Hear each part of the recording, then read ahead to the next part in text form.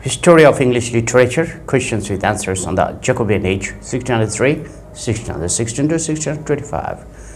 Question 22. What are the chief characteristics of revenge tragedy? Answer. The revenge tragedy dates back to the Greek and Roman tragedy of antiquity. It owes much to Roman tragedian Seneca, who lived in a period when the Roman Empire was on the decline. The Senecan tragedy played a significant part in the growth of the European drama. His tragedies acted as a model for the Elizabethan dramatists. The theme of Senecan tragedy is revenge for murder, and this accompanied with the scenes of horror in which even ghosts participate. However, it started its influence on the English drama formally with the production of the first regular English tragedy Gorboduc by Sackville and Norton in 1561.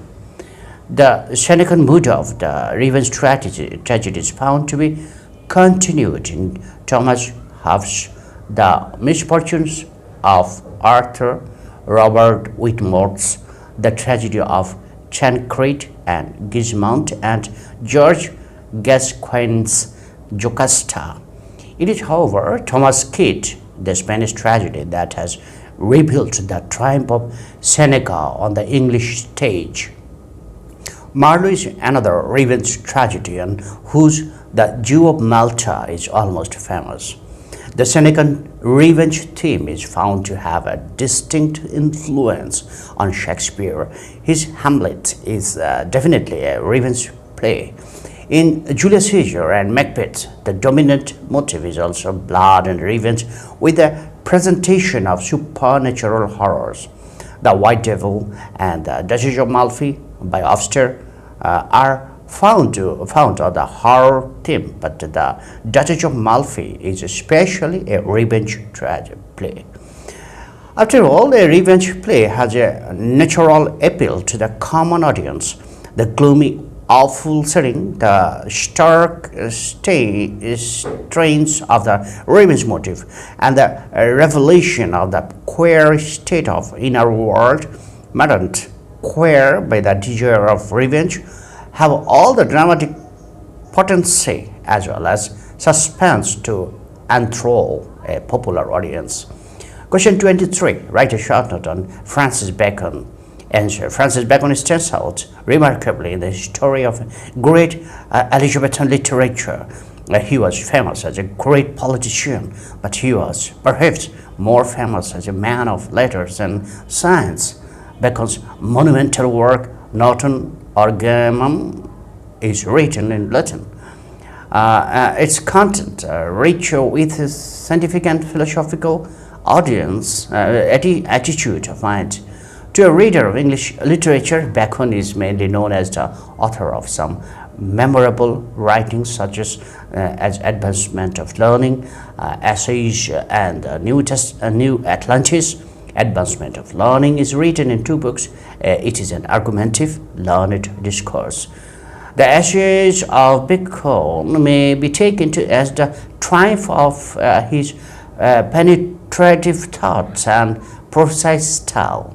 His contributions to English literature are found in more than one way. In fact, there would be a big vacuum in English literature, and had there been no Bacon with his celebrated works.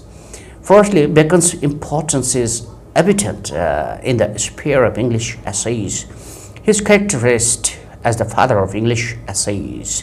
His essays show how a diverting study can be formed from some sally of thoughts. His wonderful literary flights, his precise and pointed observations, and his originality of presentation have given his essays a uniqueness, and it has proved inspiring even for the modern world. Secondly, Bacon's contribution to the materialistic thoughts of his age is immense, and here again he occupies a significant place.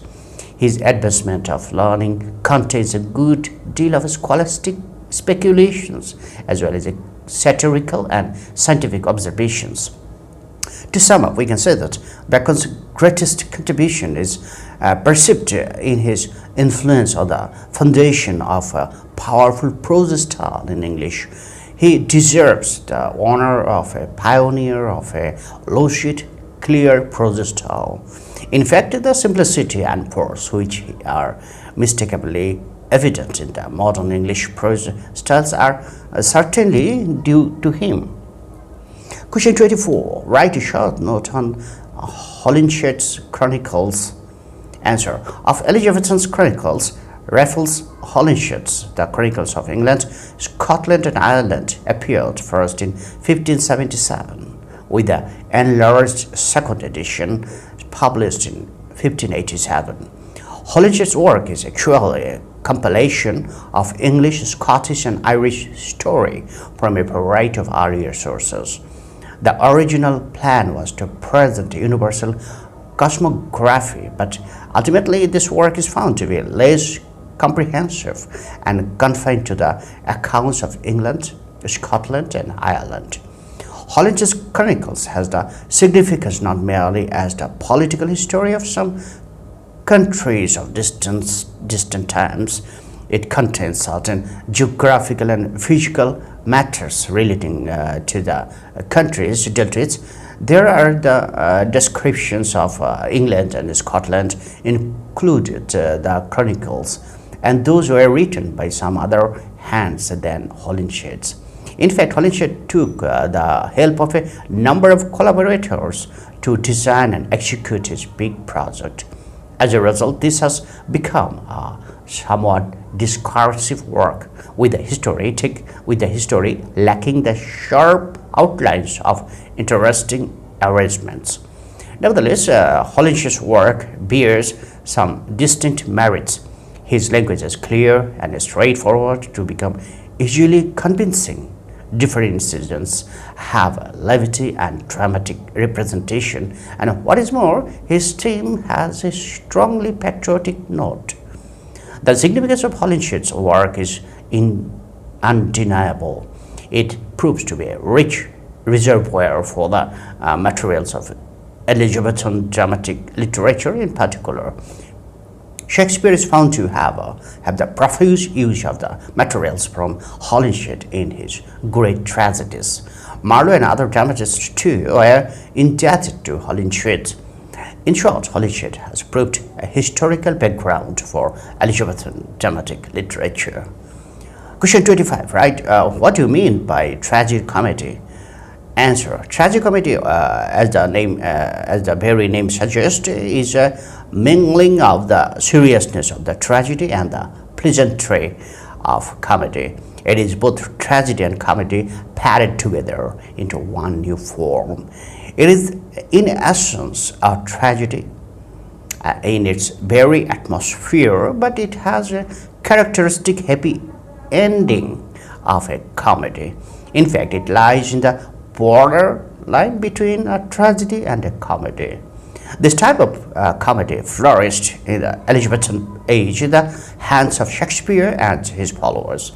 Among such Shakespearean tragicomedies, Much Ado About Nothing, Also All That Ends Well, The Merchant of Venice, and Measure for Measure are most remarkable. Each of these plays presents some grave and serious matter with certain gloomy problems, but the end is all happy. It is this happy ending that makes the play a tragic comedy and not a tragedy. The success of Elizabethan tragicomedy is also perceived in Beaumont and Fletcher. Philoster, The Fair Maid of the Inn, The Prophetess, A King and No King are some of their tragicomedies. The influence of the tragicomedy is seen in the sentimental comedy of the 18th century and also faintly in the problem plays of modern times. In both these play types, the serious theme has a happy ending. The sentimental comedy, however, has a far lesser dramatic effectiveness than the tragicomedy, while the modern problem play is far more realistic and didactic. Question 26. Write a short note on an apology for poetry. Answer. The most considerable clerical work of the age is Sir Philip Sidney's An Apology for Poetry or Defense of Poesy. Though written before 1583, it was published in 1595, posthumously several years after Sidney's death. The immediate occasion of the work was the virulent attack on poetry made by young Puritan Stephen Gasson. In his critical work, The School of Abuse had appeared in 1579. The work, though dedicated to Sidney himself, engineered protest from him, and it was the apology for poetry, and that he attempted to refute Gasson's change and established the superiority of poetry to all other forms of literary art. Sidney's work is found inspired by some classical authors by Aristotle and Horace. He is found to follow Aristotle in his definition of poetry as also in his observations on different dramatic principles. He establishes categorically the superiority of poetry to history and philosophy. Sidney firmly affirms that the poet turns the present world into the golden and strongly claims that poetry does not merely imitate but also creates. Of course, in his observation on the dramatic literature of his time, Sidney is found to be quite critical. He strongly disapproves the practices of English playwrights to violate the principles of the three unities and to mingle up the serious elements with the comic. An apology for poetry has a great significance in English literature. It proves inspiring for the development of English critical literature. It may be considered as one of the pioneers. The subsequent critical works are all found more or less inspired and influenced by Sidney's An Apology for Poetry.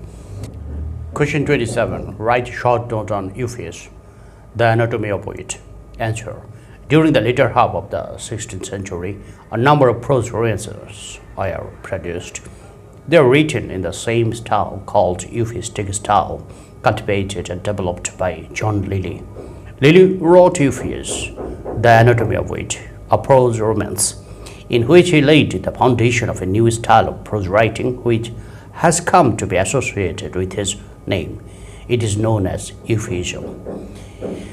Euphues was the first conspicuous example in English of the determination to achieve an ornate, variegated, and rather fantastic style.